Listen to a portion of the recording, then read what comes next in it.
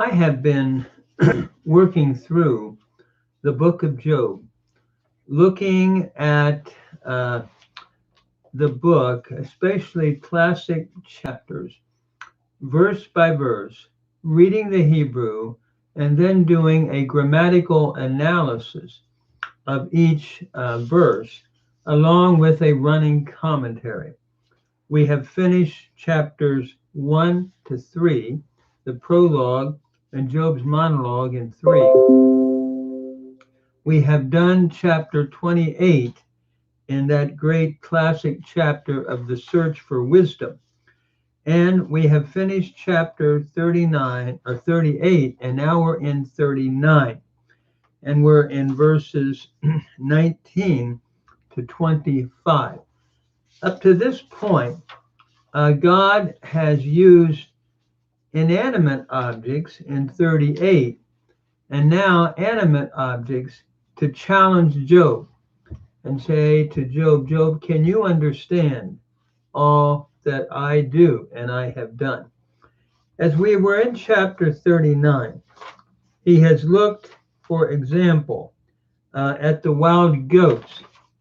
This is followed by their habits. This is followed by the wild ox, and then the ostrich. And then now we're in verses 19 to 29 and following, where Job is going, or the author is going to talk about the horse, the horse in battle, so to speak. And so basically, he'll move there or from there to talk about the hawk and the vulture. But I stopped at verse 18 last time, so we are now in verse 19. And I'm going to read it in Hebrew, and we'll look at each verse grammatically and then give a brief running commentary.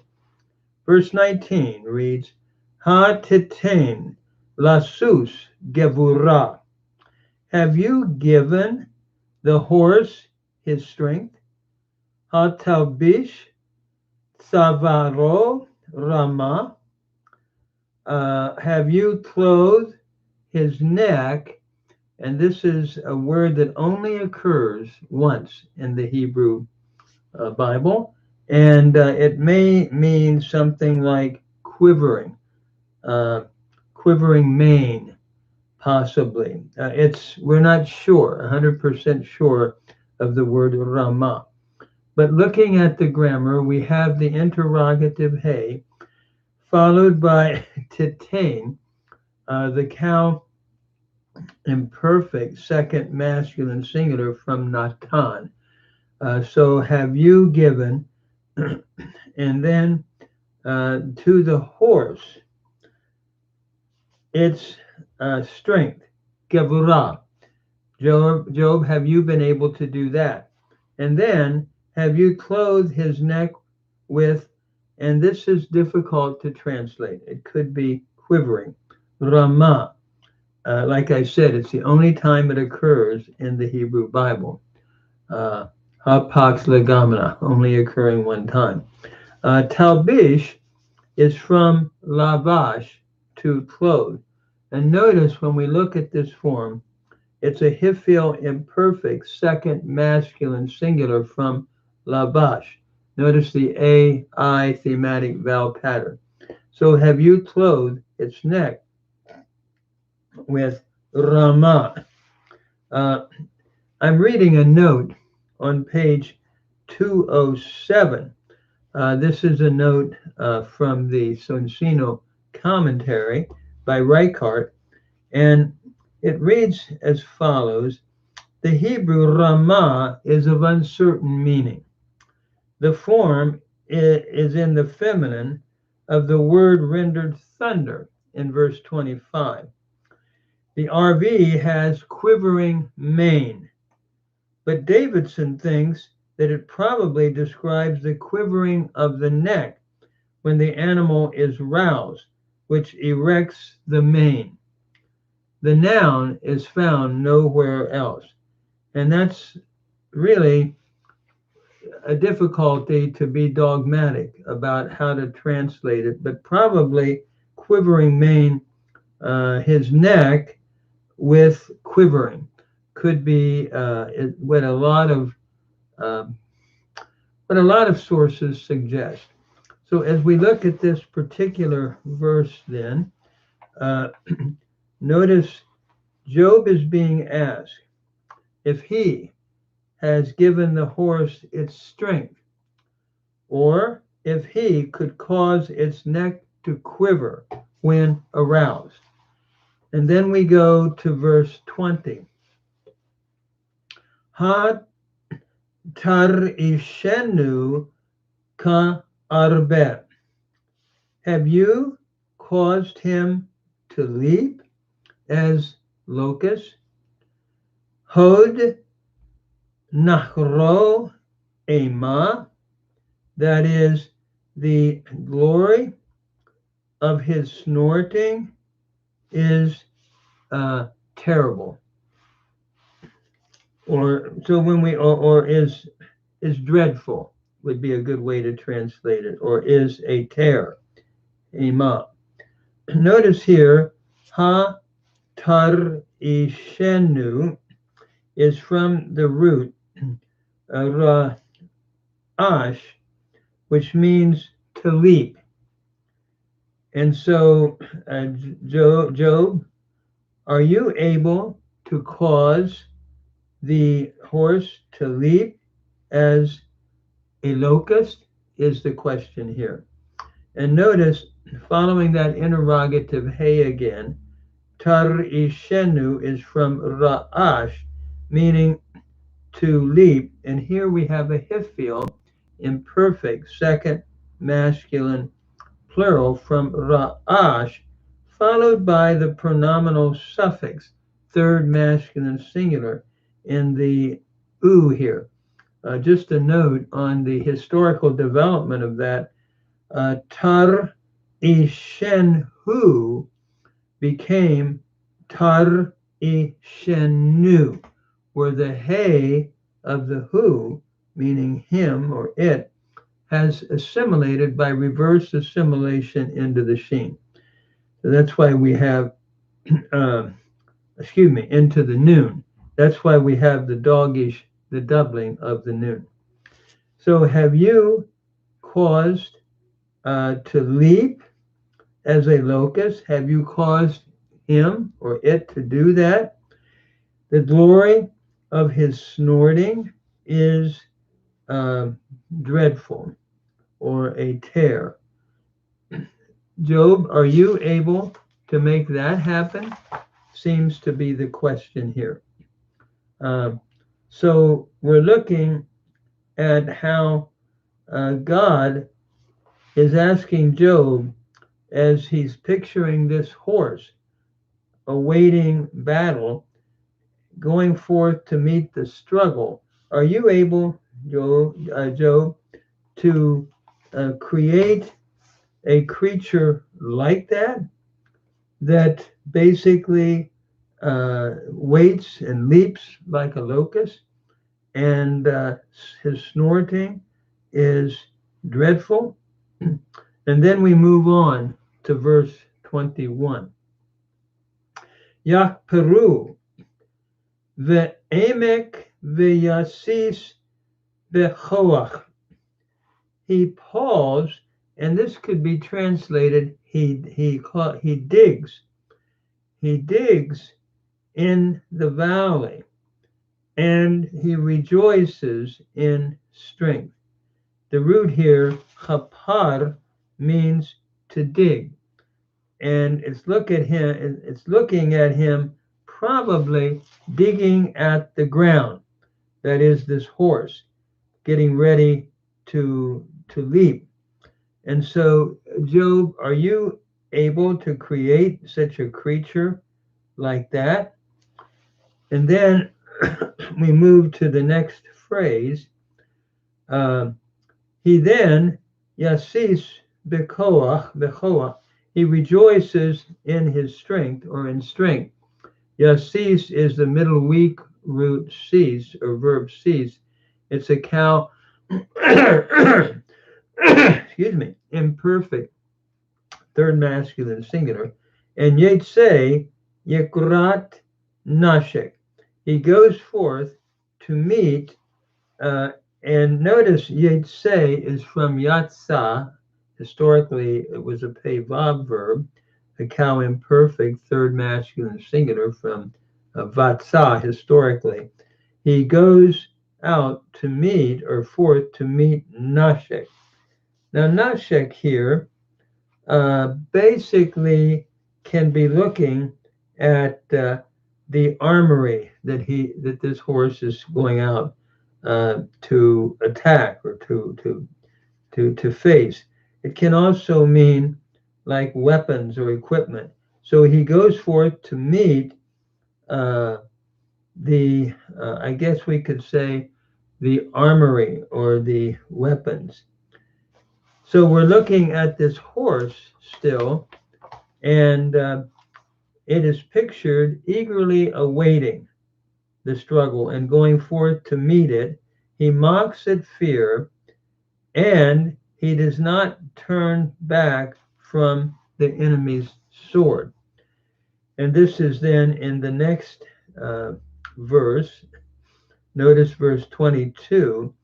Yishak lefachad velo yechad velo yashuv mipnei charab. That is, he laughs at dread and does not shatter. The word here, it's interesting.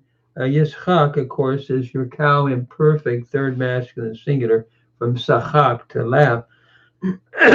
So he laughs, excuse me, at dread, that is, at the fear of what he is encountering. He doesn't seem to have any dread. And he is not shattered. Notice here, chatat means to shatter, and it's a cow imperfect, third masculine singular, from chatat, the double ayin verb. However, here, shatter, it can mean like be filled with terror. He's not, this horse. So he does not turn back from the sword.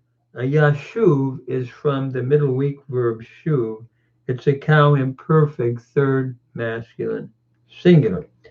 So again, he's describing the horse and how he basically is waiting.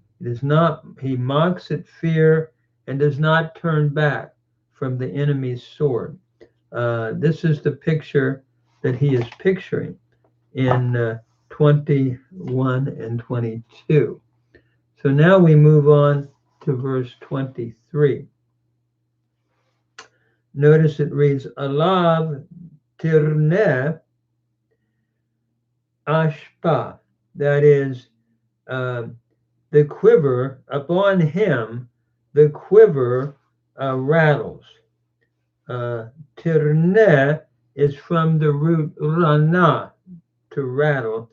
It is the cow imperfect, third feminine singular from rana, going with ashpa, going with quiver. So upon him, the quiver, it rattles. Lahav chanit vechidon. That is, the flashing point of the spear and the javelin. In other words, that is evidently what is, rattling on the rider who is on this horse, who is on the horse. So the lahav, the flashing point of the chanit, the spear that this rider carries, and the javelin. It's rattling upon him, seems to be in the quiver of the one riding the horse. And then in verse 24, he continues, Bera'ash, berogez, yegameh aretz. Literally, with rage and storm, he swallows up the earth with rage and storm. Uh, Notice here, ra'ash can be used like an earthquake or a shaking. So with shaking and with agitation, rogez, rage or agitation would be probably the meaning of it.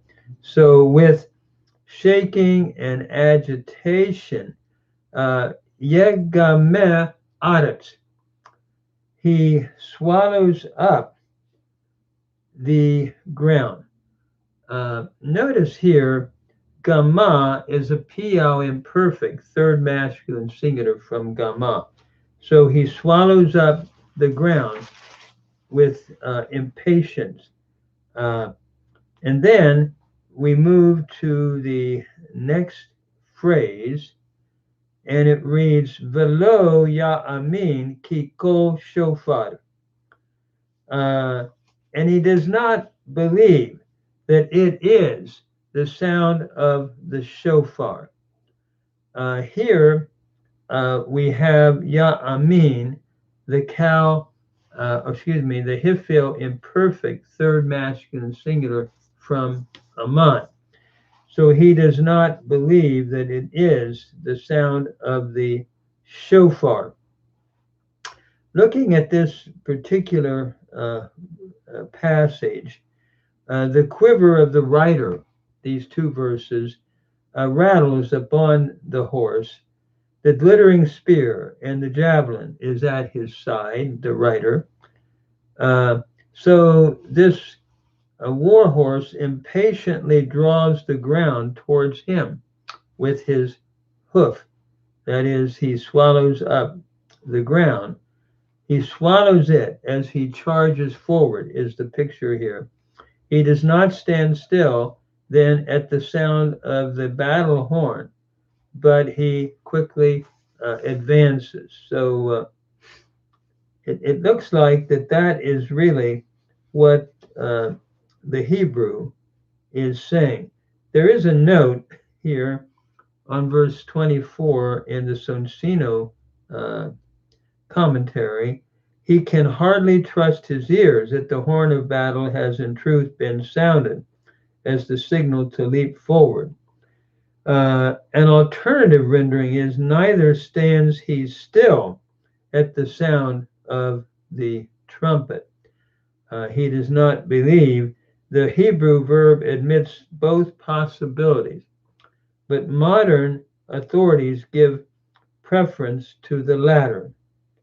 The idea that he does not stand still at the sound of the shofar. And then, as we move to verse 25, it reads, B'dei shofar yomar eha, v'merachok yaricha milchama, ra'am sarim u teruah.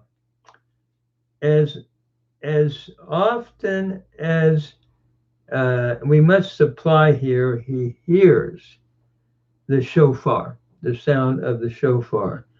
Then he says, ha ha. Notice Yomar is from Amar, to say. It's the cow imperfect third masculine singular from Amar. And the second then phrase of verse 25 reads, Umerachok yaricha milchama. And he smells from afar, he smells the battle. Notice Yaricha is from Richa, to smell.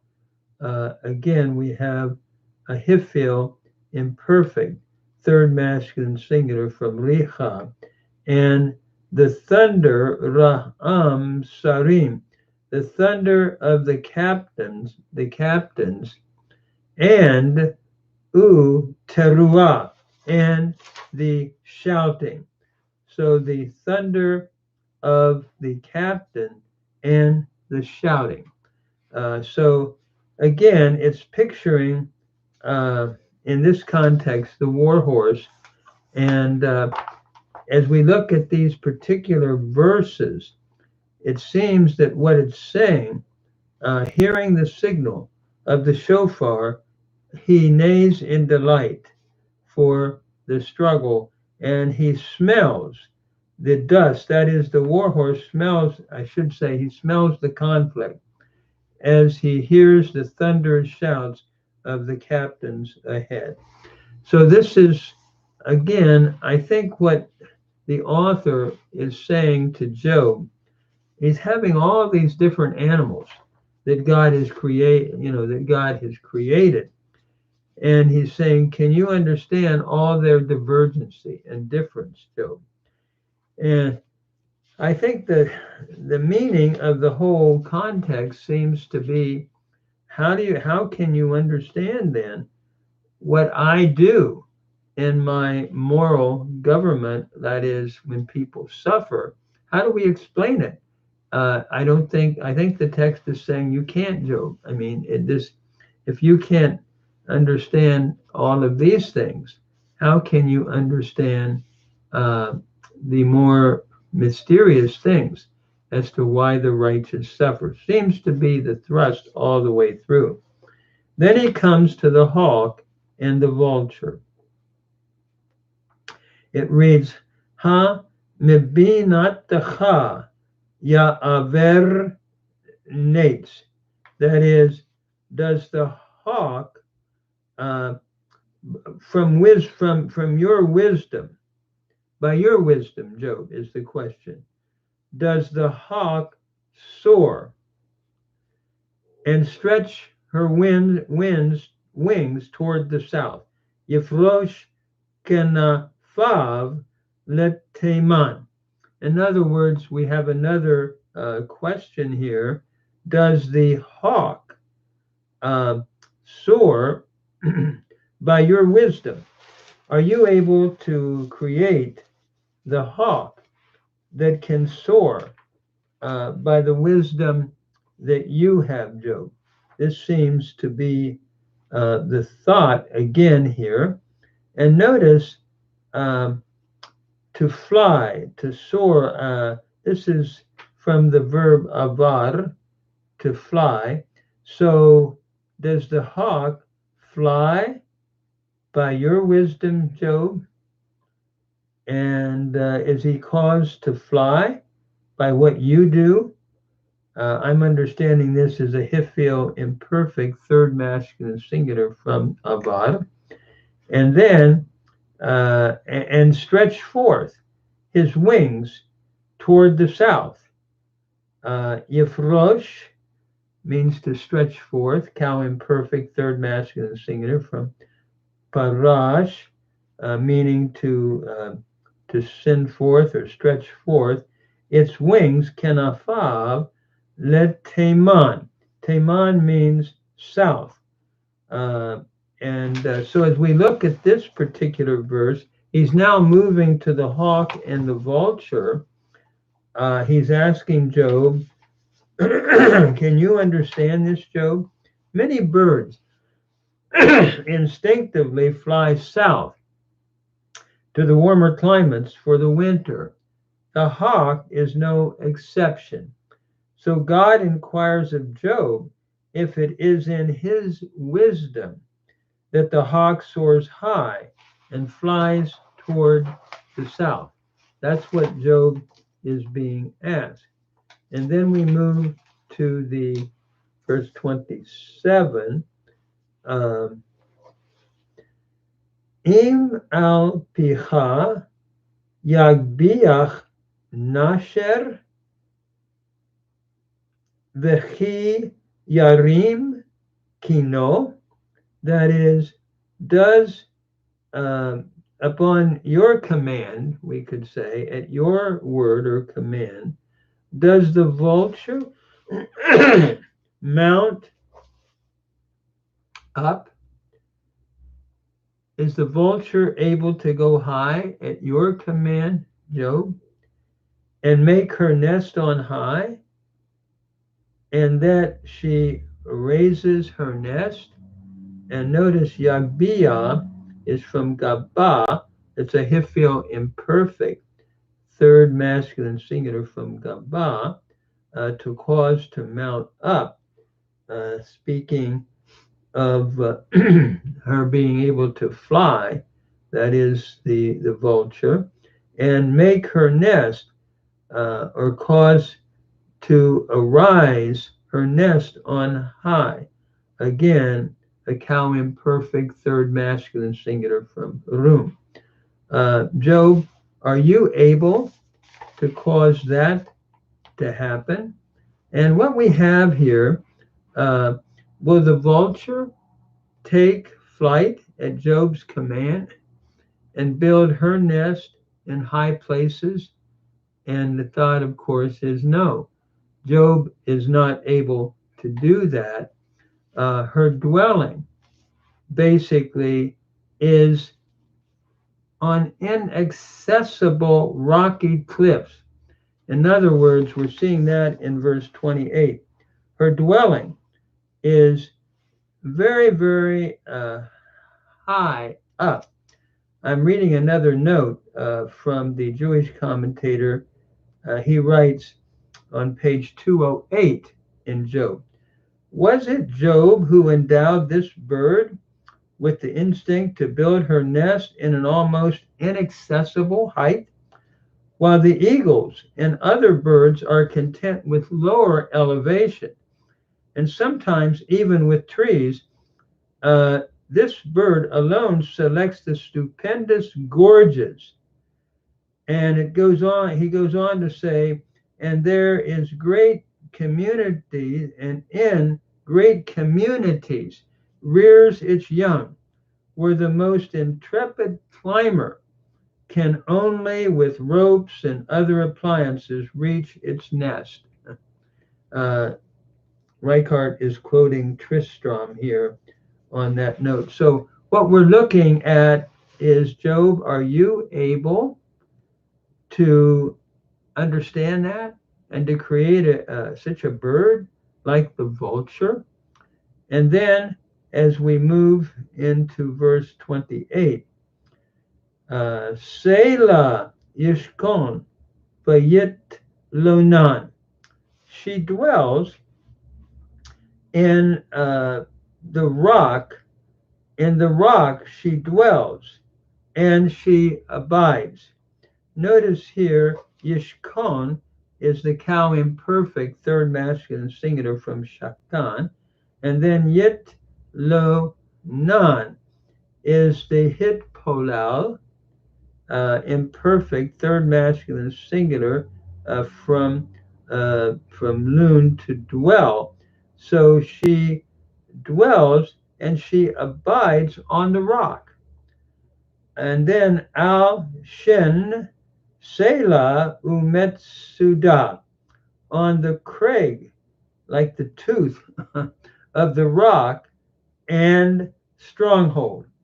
Again, this is a wonderful description of the greatness of God creating this vulture to be able to do that.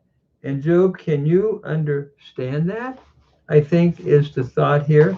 And so in verse 28, her dwelling, as we've said, is on inaccessible rocky cliffs, is what the author is saying.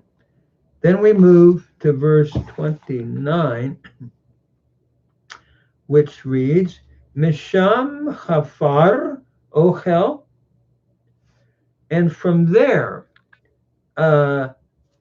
she basically spies out her food in verse 29. Notice here, following this, the word hafar means to search out. So from there, she searches out her food, her ochel, and her eyes, notice, see it afar off. Lemerachok einav yabitu. That is, her eyes behold it or see it from afar. Notice yabitu is from nabat. It's a hifil imperfect, third masculine plural from the pay noon verb nabat. You have the AI thematic vowel pattern indicative of the hifil stem. So her eyes behold it from afar off, where she has set her dwelling. Uh, the thought here is she's able to see long distances, and the vulture easily spots her prey on the ground far below. Seems to be what the author is driving home here.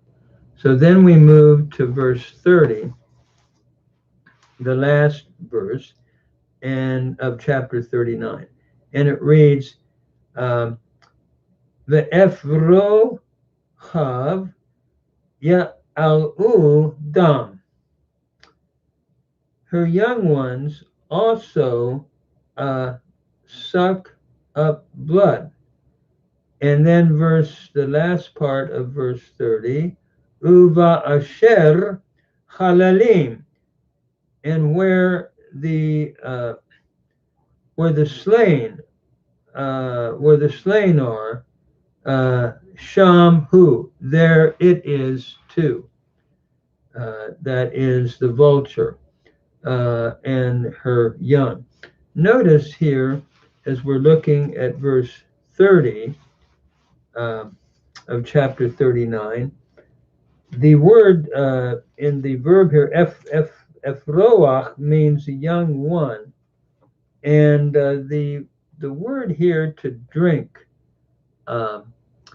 is from Yachalu, from Allah, and it is a PL possibly. Again, we're not exactly sure of its meaning, but it probably here means to suck or to drink from Allah. It's a PL imperfect, third plural, third masculine plural from Allah. And looking at the vultures. And then the last line, and it reads, and where the slain are, and in which place halalim shamhu, there it is, or she is. Notice here, the thought is, did Job endow this bird with such terrible instincts that show themselves at once, even in their young, which suck up blood of the slain? This is a quote from Davidson on page 208 in the Reichart. So basically, these birds display that same instinct when they're young, seems to be as the older vultures.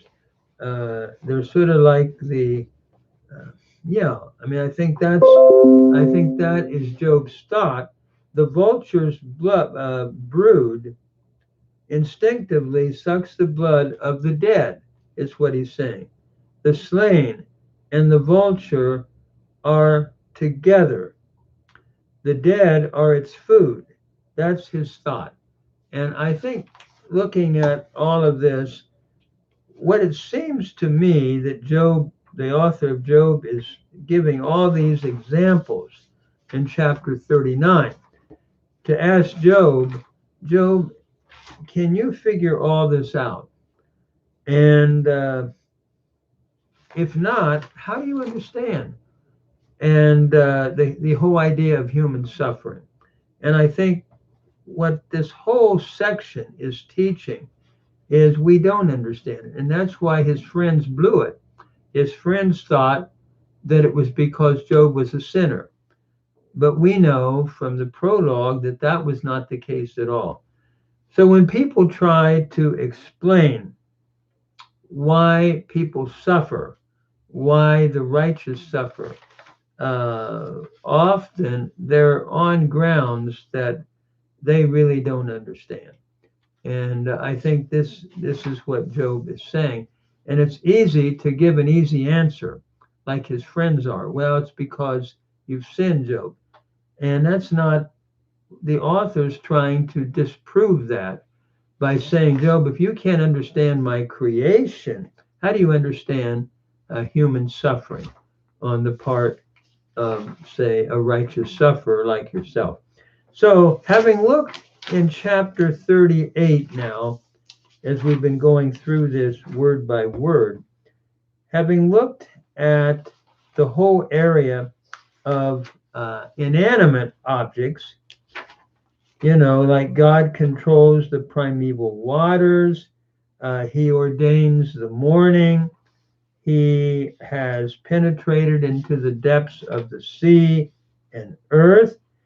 God inspects the treasuries of the snow and hail and sends them, and He creates the constellations and the lightning, and He feeds. So that's the inanimate, and He goes, and it was a beautiful section, and then He moves to the next, in beginning in 39, we've seen in 38, to look at the animate objects, like He feeds the young lions and the raven, and also He takes care of the wild goats.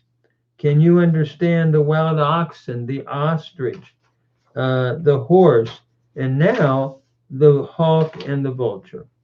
So following this, now we're going to come to 40 in chapter 40 and 41 will be where we will be looking at the Behemoth and the Leviathan. And we need to talk about that. And I'm just going to take my time and slowly work through the Hebrew. I hope this is helpful, going through Job. Job is very difficult. Uh, I've taught Hebrew for many years as a retired seminary professor, and I'm finding Job to be very challenging. And yet, its vocabulary, it sort of reminds me a little bit of Homer's Greek, where there's so many words that are unique. And I think Job is similar. Job is certainly not like Bereshit, not like Genesis. And I'm not sure Job would be the place to start to teach beginning Hebrew. But it's a classic. It's an amazing book. And so we'll look forward to go in to chapter 40 to 42. And I hope this might be helping someone in their Hebrew who might be listening in to this great, great book of Job. And it is true, it is a classic. And it's probably one of the greatest of world literature when we think of the book of Job. So we'll look forward to the Behemoth and the Leviathan in chapter 40, 41, leading in then to 42, which would be the end. Thank you.